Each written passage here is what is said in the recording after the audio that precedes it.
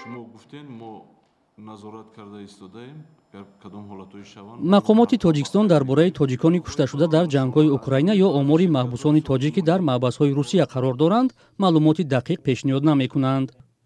مرحمت کسی که مراجعت کردنی است اوید با گذراندن یا آوردن فرزندانشان است خویش و تبارانشان از فدراسیای روسیه که در محبسخانه‌های این دولت قرار دارند با پروکراتور مراجعت کنند ما بررسی میکنیم میبینیم.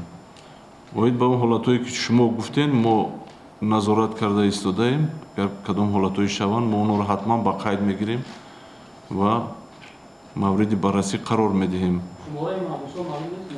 نه.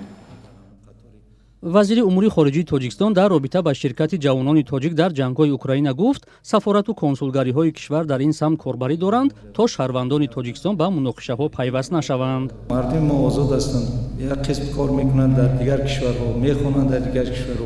همه اونها هر کس گویم که عقیده و نگاه خود دارد با کدام راه‌ها اونها در اونجا میافتند ما را نمیدونیم.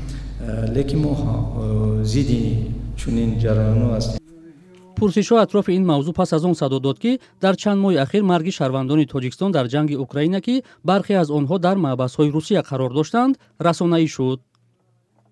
مشخص است که در زندان‌های روسیه چقدر شهروندان تاجیکستان به سر می‌برند. البته این تعداد در ما نیست، این تعداد در وزارت کارهای داخلی می‌شود. چند نفر زندان شدگی ما رسما با این رقم‌ها باید نداریم.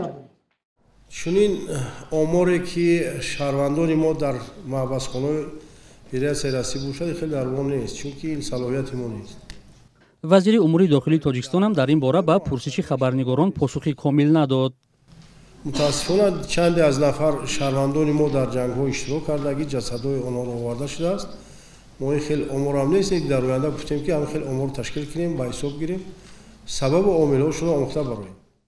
در وزارت عدلیه تاجیکستان که سرایوسط زندان‌های کشور زیر ساختار این نهاد است صحبت اطراف این موضوع را صلاحیت خود نمی‌یابند. سوال گفتیم از روی وکالت ما نیست چند نفر در اونجا در محبس هستند اگر شما در نظر دارید همکاری‌ها وابسته به اکسترادیسیه و آوردن وها این وکالت مقامات پروکراتور سوالتون میتونید با اونها تاکنون اسم 10 زندانی تاجیکی در جنگ اوکراین کشته شدند بر رادیوی آزادی معلوم شده است. پیوندان بعضی از کشته شدگان گفتند آنها را مجبوراً از زندان‌های روسیه به جنگ اوکراین بردند.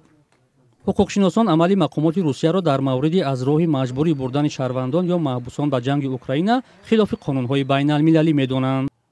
مقامات تاجیک پس از یک ماه آغاز جنگ بی‌دلیل روسیه ضد اوکراین به گرفتن نام کشور مشخص شرکت در جنگ کشورهای خارجی را جنایت دانسته بودند.